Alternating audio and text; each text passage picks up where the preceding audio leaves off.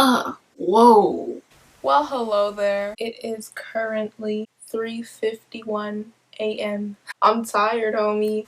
Just a little disclaimer, if I look a little bit different throughout this series, like I'm 2 months different, it's because I may have hyperfixated on this topic 2 months ago, filmed like 1/3 of the series and then dropped it. So you know what, we look a little bit older, we got our hair grown out a little bit more, it's kind of rattier, messier, you know, we're giving you the quarantine no hairstyle vibes. We're just gonna go with it. So yeah, if my energy levels change throughout the video, or if I'm speaking differently, or if I just look all around different to you, something looks a little weird, a little off, a little bit raggedy, it's because I procrastinated on this video after filming part of it for almost 3 months now. Welcome to my brain. Okay, so I've been thinking a lot lately about my childhood because, you know, I have nothing else to do. I'm alone with my thoughts. And the other day I got to thinking about, you know, movies, old movies that we used to love, and also a lot about girl groups. Now, I used to want to be in a girl group. I wanted nothing more. I wanted to be in a girl group so bad that I would watch like movies about girl groups. You know, the most iconic ones like Dream Girls, Wonder Girls, the Cheetah Girls, Something Girls. There's a joke in there somewhere about girls.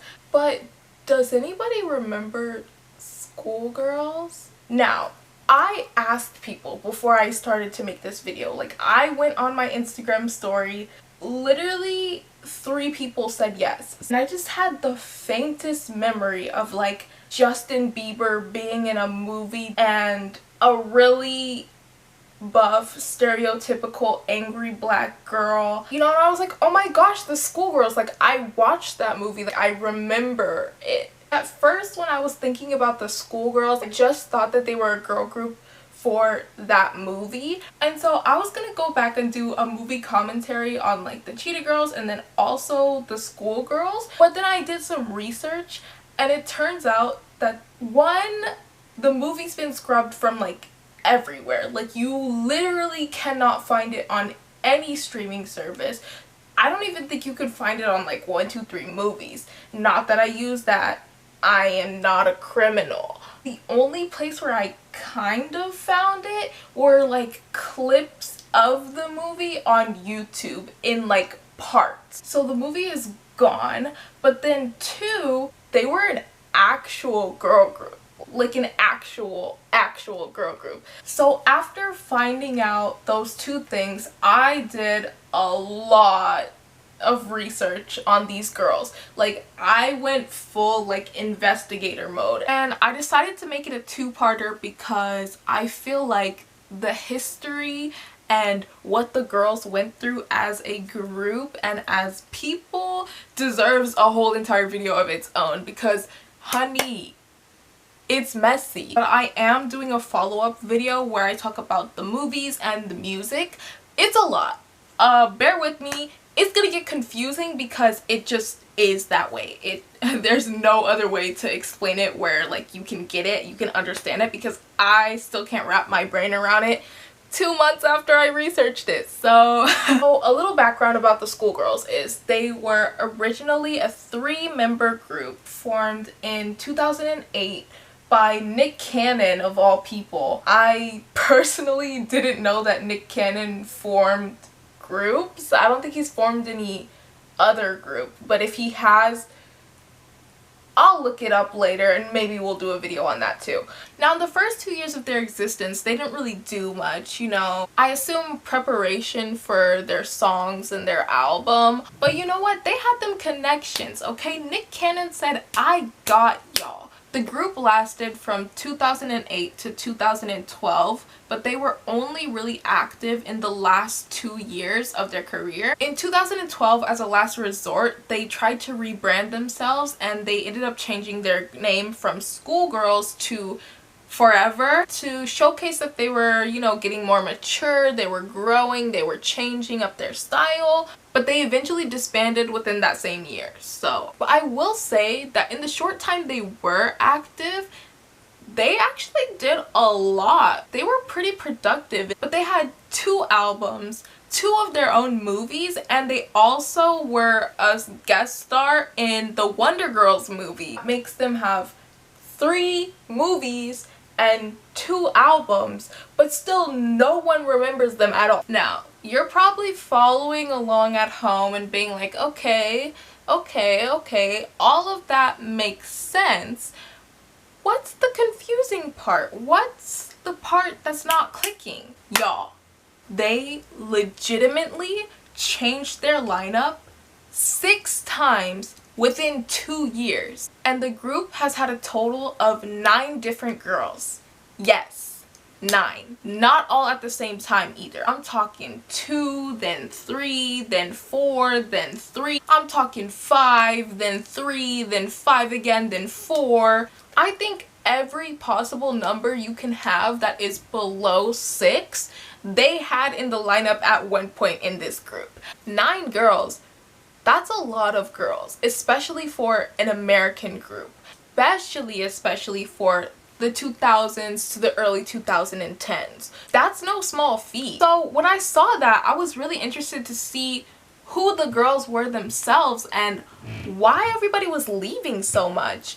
So let's get into the members. Of the 9 girls that were in the lineup at one point, there's Jasmine, Mandy, Monica, Jacque, I call her Jacque, Jackie. Then there was Lauren, giving Fifth Harmony a run for their money. There was Sade. Then there's Natalie, Ray, and Brittany. And so the first member we're going to be talking about is Jasmine. I don't really consider Jasmine a member, but it's still, I guess, important to the lore of schoolgirls that, you know, she was considered as a member, because actually Jasmine is like the most famous one out of all of them, even though she was never actually in the group. So if you ask me, she dodged a bullet, but I digress. So Jasmine was originally considered for the first version of the lineup of the schoolgirls, but she ended up turning it down to venture out as a soloist, which was probably the best thing she could have done, because she's actually, or she was, sort of popular. She worked with Kendrick Lamar. Like, I want to work with Kendrick Lamar. So she was only really a member for a brief time in 2008. And then she ventured out as a soloist and she got popular, so kudos to you, girl. I have really nothing else to say about her, because other than her being considered a member for a brief time in 2008, there's really nothing else that she contributed to the schoolgirls, so we're just gonna leave it at that. But I wanted to watch her music video with Kendrick Lamar because it's Kendrick Lamar, but I don't think she makes music anymore now. As of 2020, she has 2 kids and she's, you know, sort of settled out of the music life, but she was really popular. Like, I think I heard of her before, and I think that she's the most recognizable name on this list. Is she from New York? Her voice is pretty. Whoa, she's really pretty. I love that scenery. The rest of the music video, throw it out, girl. This came out in 2014, but it's very 2009-ish for me. Oh, there he is. Ah! Ah! Okay. It's fire. So moving on from Jasmine, we have Mandy. Mandy is the OG member. So like I said, they started out in 2008, and the way that they started out was there was this reality show where I guess kids auditioned to be in groups, in singing groups, and Nick Cannon was introduced to Mandy, found some of the girls there. He was gonna debut one solo, but then he decided to make them a girl group. Now, out of all the schoolgirls, I would say that after I did all of my research, Mandy is one of the best dancers in the group, and I wish that they sort of played into her strong suit of dancing a little bit more, because like she was never really center in the music videos that they had. So out of the 3 original members, and actually out of all of the old members, I think that Mandy is the only one that I've seen actually acknowledge that the schoolgirls existed, and other than that nobody else talks about it. So she posted like a cute little message the other month in March. It is July. She posted a cute video message on her Instagram saying like, let me just read you the post. So Mandy said, I honestly can't believe it's been 10 years since my first movie. I've learned so much about myself since this movie, this girl group experience. Through the good and the bad, one thing's for sure. I stayed true to myself. I never used or climbed people for fame. I kept the Lord close to me in all things. I was kind to every person I ever worked with. I continued to do what I loved with a passion so strong it could light up an entire room. I worked very, very hard. Nothing was handed to me. I find it important to mention that I would not be who I am or where I am without my family. I was always, always smiling. Even if I wasn't smiling, I stopped. Now, on this new chapter of radio, I feel myself smiling again, even bigger than before. I'm so blessed for everyone that has been with me through the last 10 years. Here's to the next 10. Love you all. Comment if you remember this movie. Hashtag schoolgirls, hashtag Nickelodeon. So yeah, that was her message for the 10-year anniversary of the Schoolgirls movie. That's literally the only message anybody wrote for the 10-year anniversary of the Schoolgirls movie. So Mandy, even though she was like the original member, she ended up leaving in 2011 to pursue a solo career. So we're gonna watch one of her music videos as well, called Boogie. And this was released 8 years ago. So this was like, I guess right after, or like a year maybe after she left the Schoolgirls. This is what she released. Can I just say that she looks a lot older in this music video than she did in the Schoolgirls, even though this was like literally a year from when she left the Schoolgirls. So I don't know what it is, but she looks a lot older.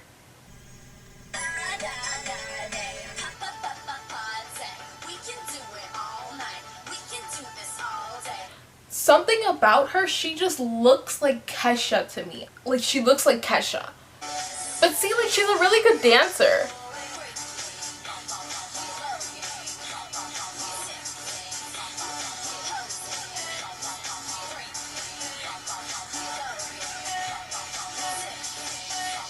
Alright. I don't know how many times I have to say that she looks like Kesha. So moving on to the next member, we have Monica. Now Monica, I don't know what it is about her, but she's personally my favorite member. She's just good. Monica, aka Mo Money. So Monica, out of the original 3, was the oldest member of the group, and she was also the member of the group that stayed with them the longest. Like, she was there from 2008 to disbandment, basically. When Forever dropped their first song as a rebranded group, she was still in the group, but soon after the song was released, she ended up leaving, which is what caused the disbandment. Which I understand completely, because after going through literally 9 girls, I would have disbanded at like 2. She was also found through Star Camp, the reality TV show that Mandy was on. I didn't really look up how the TV show worked because I ultimately don't care, but she was in a different group with Star Camp until she was put as a part of the Schoolgirls. Now Monica ended up making her own music as well, and she also did a lot of covers on YouTube. She also has a music account on Instagram. She is sort of the member that kept with music throughout all of the years, didn't really venture out into anything else that I've seen. As of recently, she hasn't really been doing a lot of music, but she was honestly the best singer in the group to me. I love her voice. Her voice is like so good. She's also done a couple of dance videos, so let's just listen to one of her songs and then also watch one of her dance videos because it looks kind of professional. I'm not even gonna lie to you. She was at Steezy.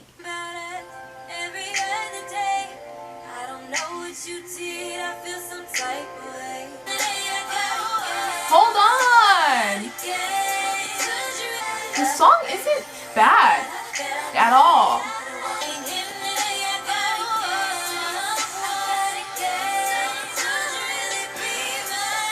I don't know why I'm doing the renegade. Okay, we're gonna watch her on Steezy. Is that her? Okay.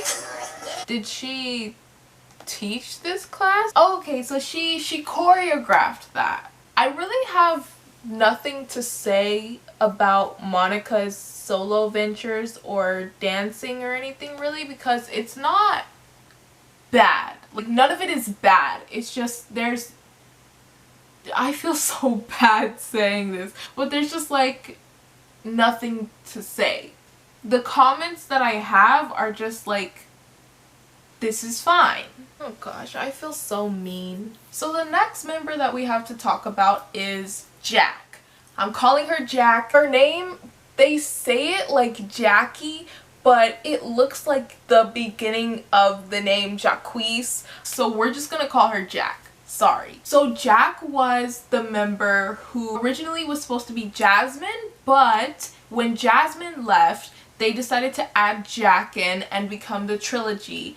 And the trio that turned into the original version of the Schoolgirls. And after she left the Schoolgirls, she sort of became an actress, which is pretty cool. She recently acted in a series called Break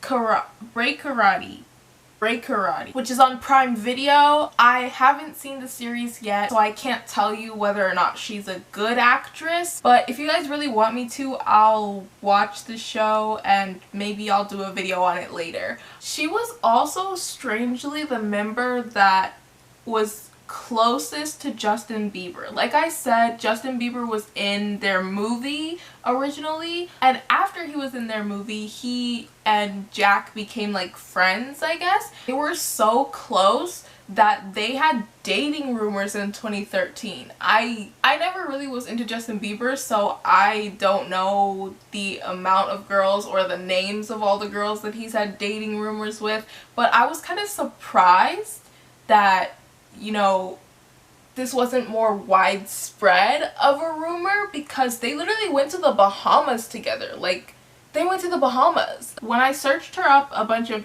edits of her and Justin came up, and also there was like an interview that she did where she talked about how Justin and her are friends, but after 2013, I haven't really seen pictures or videos of her and Justin hanging out together.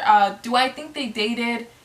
No, I don't care whether or not they did, to be honest. That's another conversation. But that's like all that comes up when you search her, so ugh. She ended up leaving the group the same time as Mandy did in 2011, and she also ventured into a solo career. I know she's an actress now, but I kind of wanted to check out her music instead, so we're gonna watch some of her music videos as well.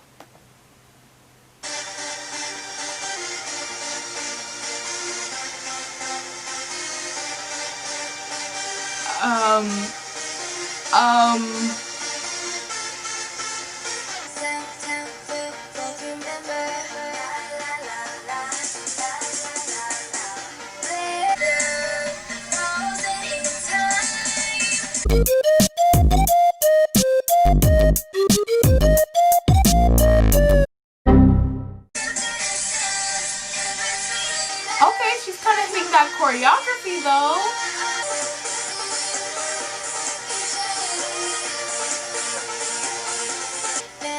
We're moving on. So now that we've covered the sort of original members, the next girl that we're going to talk about is Miss Lauren. Okay, Lauren's doing her thing right now on Instagram, honey. She looks like a model. She's kind of living my dream life. Like, her social media looks like she is the princess of Zamunda. So Lauren was 18 years old when she was added to this group in 2010 along with Sade. She was added like right before their second movie, A Very Schoolgirl's Holiday, and that's holla like holla because, you know, we're sassy. And when I say right before, I mean literally right before. From what I remember, from what I researched, A Schoolgirl's Holiday came out December of 2010 and she was added like August. So as you all can tell, when the group was moving, it was moving fast. Lauren was actually one of the members who stayed with the group until their, I guess, their disbandment, and I believe that she was the oldest one in the group at the time. Moving on to Miss Sade, okay, we have got with us the only black girl to be on the Schoolgirls roster the entire time. And yes, I'm serious, she is the only black girl to be in their group, which, you know, you would think is weird because this, you know, teenage girl group created by a black man with a urban or hip-hop or whatever you want to call it sassy concept has no black people in it until right after their first movie blew up. Most of the problems that I have with that come in part 2 about the movies and the music.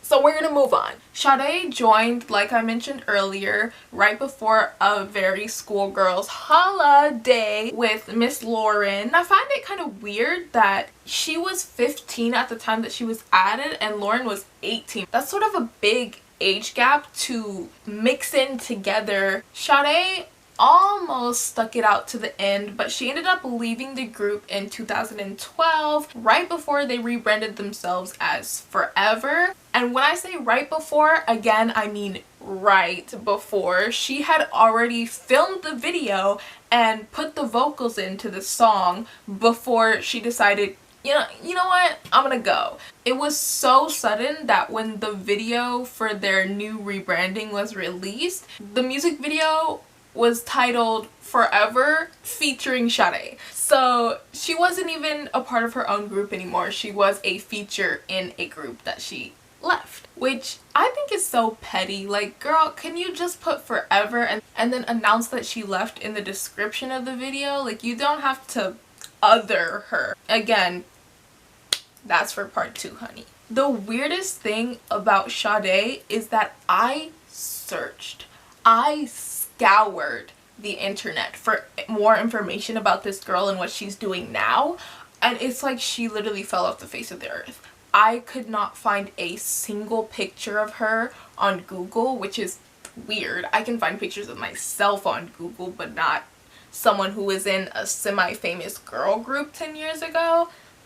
I couldn't find any information on like her birthday or even like an Instagram or a Facebook or a Twitter, nothing. So I hope that she's doing well, because it's kind of weird to me that like someone who was in a girl group at any time kind of like stopped interacting with human life. And not to say that social media is the end all be all of humanity, but it's like, girl, you don't got a MySpace? And a lot of the old members, even if they don't have like an Instagram or a Twitter, they have a YouTube page where they still make music, or they were making music after they left the group. So it's kind of weird to me that as like a musician or a performer, you wouldn't want to continue in that path after being in a girl group, but with this group's history, I sort of understand. So Sade, girl, wherever you are out there, I hope you're doing well,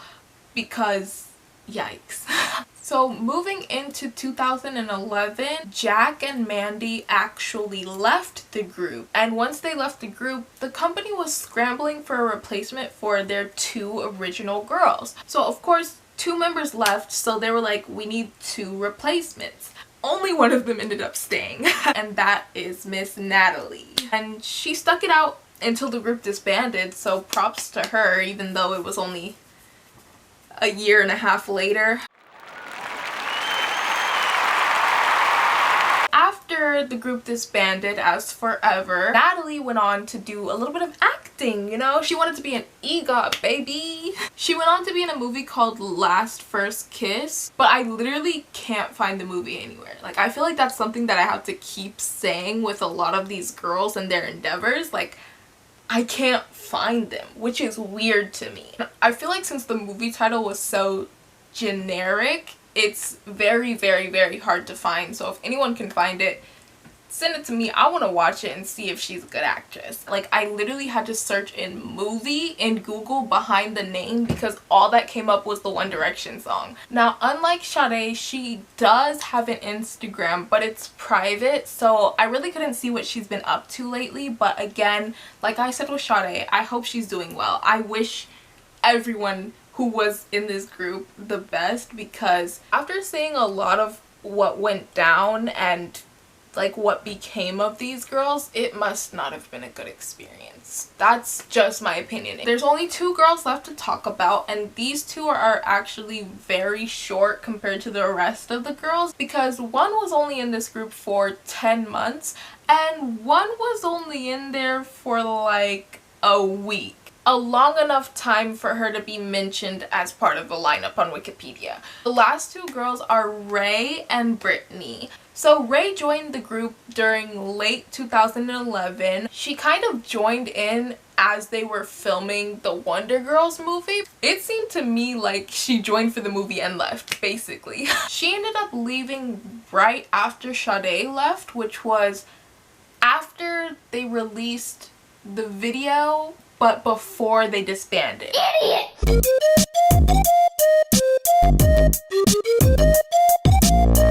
There's actually less information out there about her than there even is about Sade, which I can't fathom at all. I really didn't think it was possible to have less information about yourself on the internet than Sade does, until I tried to look for Ray. So then last but not least, we have Miss Brittany. Now, Brittany was the one who was literally there for like 2 seconds. I don't even think she filmed anything with these girls. It kind of just says that she joined for a little bit but then left to be in another girl group with her older sister called Dollface. The reason I sounded very confused when I just said that is because I literally searched Dollface and I legit found nothing until I searched Dollface and then Brittany's name. And I discovered that the reason I found nothing is because they literally changed their name and members like 300 times too, and I guess just ended up going on hiatus. There's one page detailing their group history and it's like Click Girls 300, and I sort of went down a little bit of a rabbit hole when I was looking up their group too, but I ended up just throwing all that information out because if I put that in this video, it'd be forever long. No pun intended. Well, actually there's no pun in there to begin with because Forever only lasted like 2 months. Sorry. That was so mean. And I couldn't find any of Brittany's or Dollface's original music. Okay, so hi. As I'm editing this video, I was researching a little bit more into Brittany to see if I could find anything, and I found out that she was actually in the 2003 Cat in the Hat movie, and she was in Parks and Rec. So I didn't know that she was an actress, but she wasn't in like a big role. She played Thing 2. You know what? You win in some fields, you lose in some fields. So Brittany, good for you. You were in the really creepy Cat in the Hat movie. Wonderful accomplishments. So most of these girls have fallen off the face of the earth, and the ones that haven't are Instagram famous now, and I applaud them for that. Honestly, if I'm being serious, a lot of these girls were very, very talented from what I could see in their videos and their performances, and so it's kind of disheartening to see that they really didn't go that far. Not in terms of the group, because I don't know how much popularity they gained back then. I remember seeing the movie, obviously, and hearing some of the music on Nickelodeon, but I never really heard anybody talk about them outside of that. And again, from the looks of their history, I think that what the company was doing, what Nick Cannon was doing, was trying and trying and trying to make this group work, when just from a marketing standpoint and from a group standpoint and from a musical standpoint, like from every standpoint basically, they just weren't working. Now that we've gone through the list of girls and sort of where they are now and where they were when they joined the group, this video is mostly factual, but I'm also going to get a little bit into my opinion on why the group went the way it did and why I don't really think they worked as, you know, a phenomenon or, you know, just a group. The first one that I have, which is sort of speculation and very minuscule compared to the other assumptions that I have, is ulterior motives of the girls themselves. I feel as though since a majority of them ended up going solo after the group, a lot of them were just in the group for the soloist leg up. A lot of them weren't in it to be in a group. And even if they were, you really have to mesh with someone's personality to be able to stay in a group with them for a long amount of time. Regardless of if it's a year, 2 years, 3 years, any amount of time. If you're even in a group project with someone at school who you don't mesh with very well, the project is going to be affected. And so I feel like a lot of the girls, especially when it came to later on with all the member switches, weren't really compatible with each other. And in the 10-year post that Mandy did, I kind of got the vibe that some of them were sort of, I don't want to say jealous because obviously this is a complete assumption and opinion, but I sort of got the vibe that some people, whether they be in the group or outside of the group, were making it seem as though she in herself was, you know, selfish or didn't work as hard enough as the other people to get where she was, something like that. You can read her message on Instagram for yourself and sort of see how passive aggressive it comes off. I don't know, I don't want to read too much into things, but it sort of seems like there was a little bit of a resentment, and that came off in her post because she didn't really talk about the girls, she didn't really talk about the experience as a whole. She kind of just said like, I worked for this, I did it on my own, this was my first movie, da da da da. So that language to me tells me that there were some frictions within the group or about the group that caused for them to not want to talk about it. So I don't like saying that ego plays a factor, but I definitely think that personality, it wasn't working for them. And it could just be timing as well. Nick Cannon, who you all may know, was the person who actually discovered the girls. He formed them as a group and he wrote and directed both of the movies that they got, which is weird because I never thought that Nick Cannon would be a director. But you know, he said, let me be multifaceted for a second. Why can't I be multifaceted? That's what I thought. In my humble opinion, if it weren't for Nick Cannon, they wouldn't have gotten a lot of the opportunities that they did get, but they also probably would have been a little bit better off. Like a lot of bit better off. Even if it does come off a bit abrasive, I think that there are multiple reasons why Nick Cannon's involvement ultimately hurt them a lot more than it helped. Don't get me wrong, he was giving them opportunities after opportunities after opportunities. He got Reverend Run, Vanessa Simmons, Diggy Simmons, Justin Bieber, Christiana DeBarge, who was really big at the time even though I didn't remember who she was, Soulja Boy, her as a baby. He got her as a child to star in the first Schoolgirls movie. He got Mariah Carey to do background vocals on one of their songs. He got them to not only open for the Wonder Girls, but to be in a Wonder Girls movie. So he was really pushing them and really trying to get their names out there through his connections in the industry and through, you know, putting them in the spotlight that he had.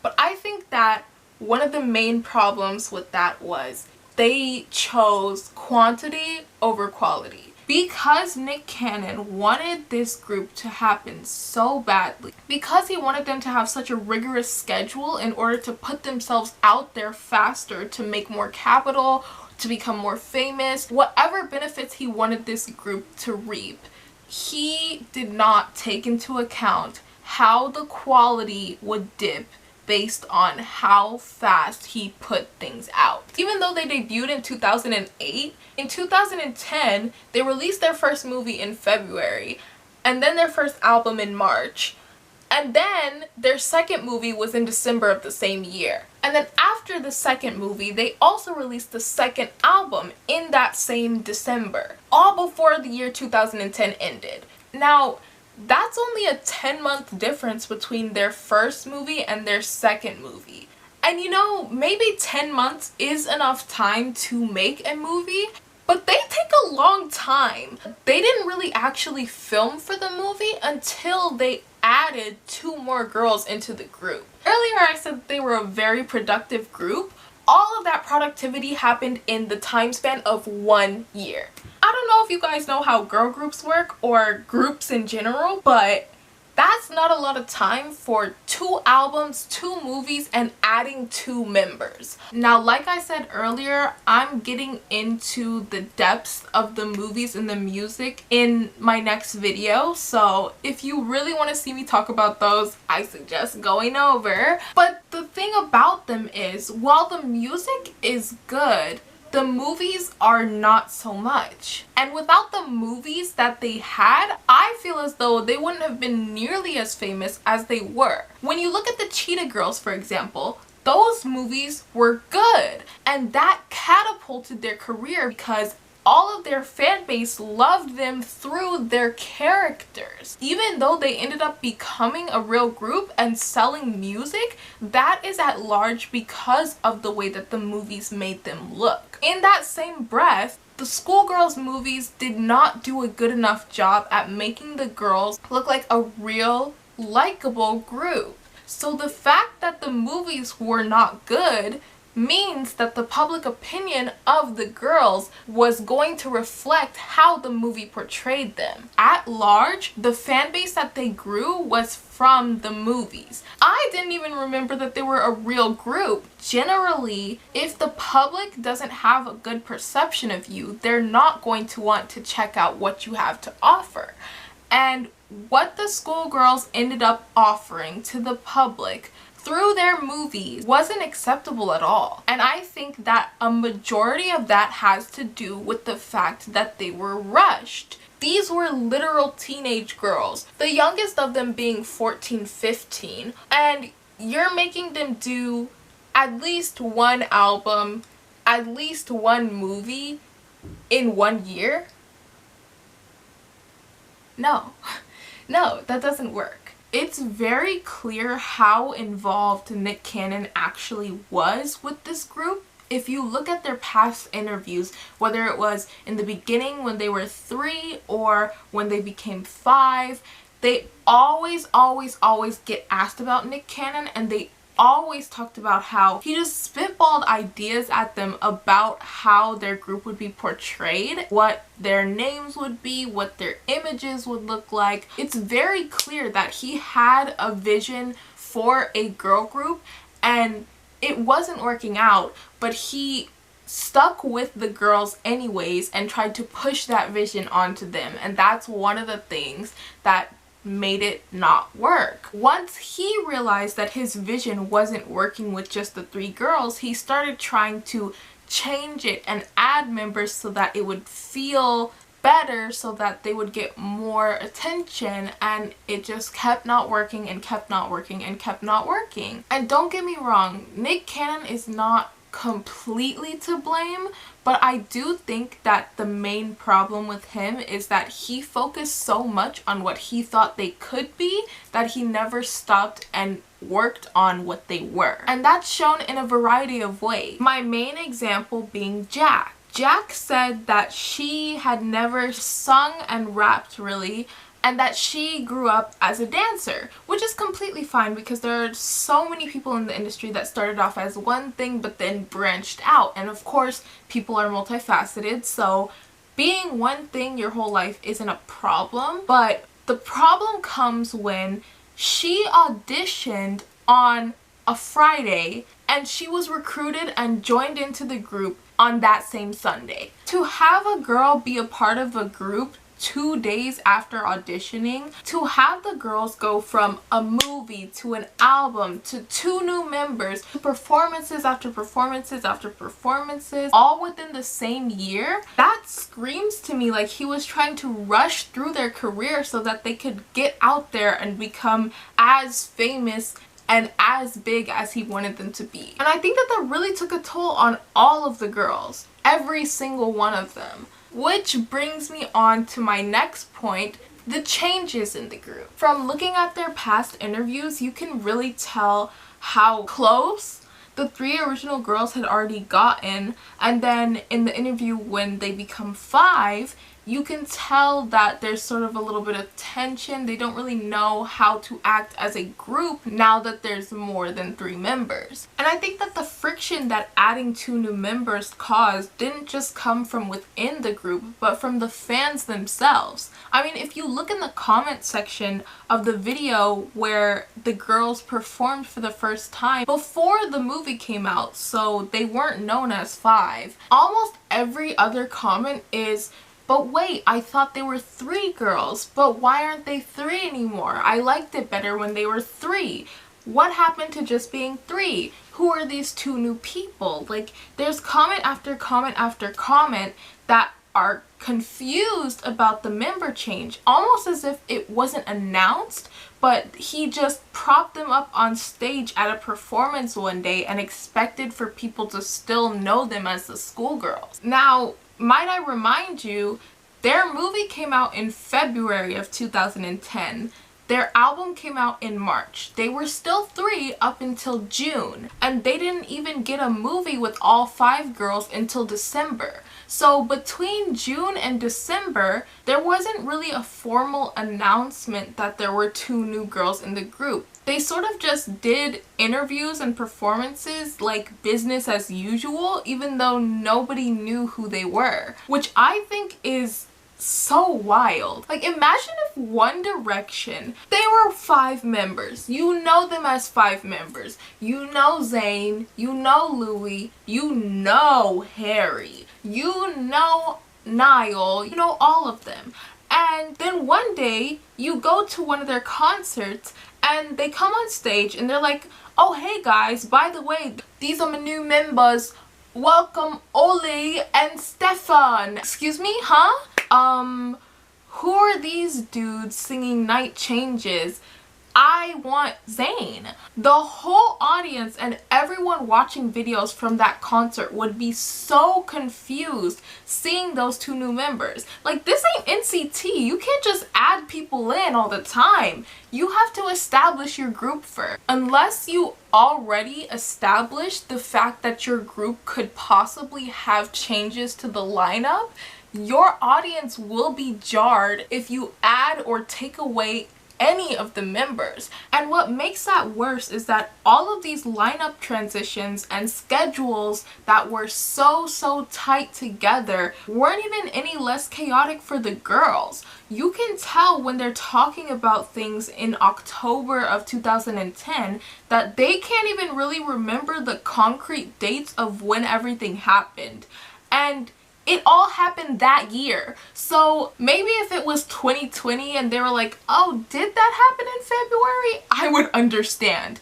But this was 2010. But I feel as though Nick Cannon saw an opportunity to make the group bigger, so he got these random girls and decided that they were now part of the group. One of the biggest oversights I think that the group had in terms of its formation was that even though they were a diverse group of girls, they didn't really have the representation that I think Nick was looking for in order to add in the things he was trying to get them to do. This group felt to me very much as though they were going for the black feel without having a black member to begin with.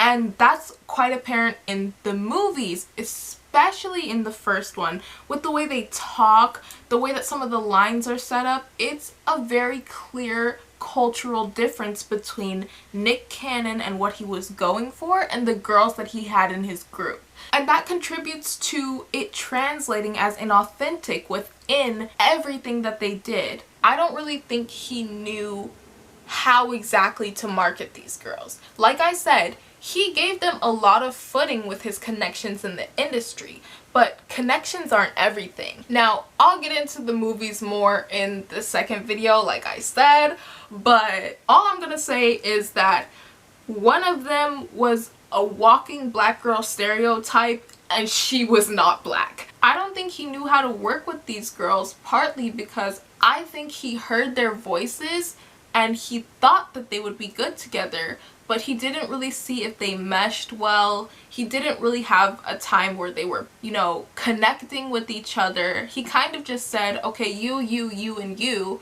get in this group and we're gonna see how it works. From what they described, Nick Cannon was just like, okay, we have a group now, we're gonna do this, and this is gonna be so good. And that, as personal excitement, is well and good. But when you actually treat a group like we're gonna do this, and this, it can be damaging to how they perform and how they perceive the group as a whole. There should never be so much happening within 1 year that even the members of your group do not properly recall what has occurred already. They weren't really soothed into what was going to be occurring. Nick Cannon kept rushing into things without stopping to think, like, does this girl fit this thing that I'm trying to make her do? Or should I change what I'm trying to do to fit this girl? You take 3 girls who already went through one member change early on before they actually did their movie and album, and then a couple of months after their releases, you say, okay, here's 2 new girls. Of course they're gonna be uncomfortable. From the member standpoint, after Mandy and Jacque left, Monica, Sade, and Lauren were the only ones from the schoolgirls in 2010. So 2011 rolls around, and instead of keeping them as 3 again, he adds 2 more. Then one leaves before they even get to make music together. Then he brings in another one to replace the one that was already replacing another one after they brought in 2 more. Did that make any sense? Am I on the right track? 2 more members were added to replace the ones that left, but one of the replacements left to be in a girl group with her sister, and then they added 1 more, and then they were 5 again, and then they were 4 because I think 1 left, and then another 1 left, and then the last one left, and then they decided to disband. I commend Monica for sticking it out the whole way through, because I'm confused just talking about it, and you can honestly tell how confused they were as well. They actually handled it a lot better than I assumed they would, at least in public. The problem with that is that you have to take into account how your audience handles it as well. I hope this video wasn't too all over the place, and I hope that it didn't come off as kind of mean. I do feel like this is a very complex situation, and so some of the things that I said may come off as a bit accusatory and sort of rude, because obviously I wasn't there, so I don't really know. So if it does come off as that, I'm so sorry. Please don't take this as me hating on them, and please don't hate on them yourself. Actually, they're all pretty amazing people. I think they're all really talented. I just feel like after researching everything, the group could have been executed so much better, and if they put real genuine work into the writing and creating of those movies, I really think that the Schoolgirls would have been a lot popular than they were. I think it's safe to say that this stuff happened so long ago, and they were obviously like kids, like, so it's just kind of funny to look back on it, but like, this is a part of somebody's life, so I don't want it to be perceived as me hating on them. Just send them some love, okay? Honestly, I believe wholeheartedly that all of the girls that were ever involved within this group deserve so much better. I feel like this group went through so much, and I think that these girls are so talented and that Nick Cannon sort of had the right idea. So I really wanted to hone in on why they weren't bigger than they were, because in my opinion they should have been. Even though the movie sucked, I feel like they should have been. But I'm gonna be getting into more of that in my next video, so please stay tuned. So that's all from me. Goodbye.